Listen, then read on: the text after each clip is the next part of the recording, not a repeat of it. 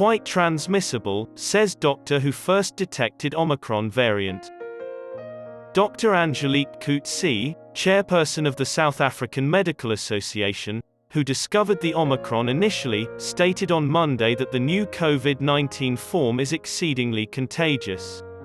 A few days ago, the Indian Council of Medical Research, ICMR, said that the Delta variety of coronavirus is still the prevalent strain in India, and Omicron has not yet replaced it.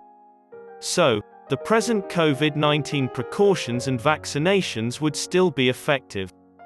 Dr. Samiran Panda, the Assistant Director General of the ICMR, told the Times of India that although Omicron instances may rise, they would not necessarily put a strain on the healthcare system.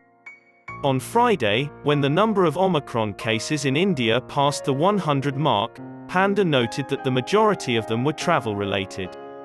He added further information about Omicron is still being gathered from the samples sequenced thus far. Panda reassured the public that the COVID-19 vaccinations are safe and effective, and urged individuals to continue to adhere to all of the guidelines. Omicron-infected individuals are currently too few to make conclusions about the novel variant's community transmission, he added. More than 5 times as many people are infected with the Omicron coronavirus variety compared to Delta, according to a research from London's Imperial College.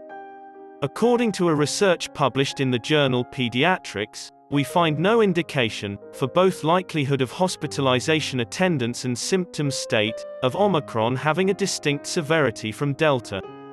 Genome sequencing verified 1,846 of 333,000 cases to be Omicron coronavirus variant, based on data gathered from 333,000 cases.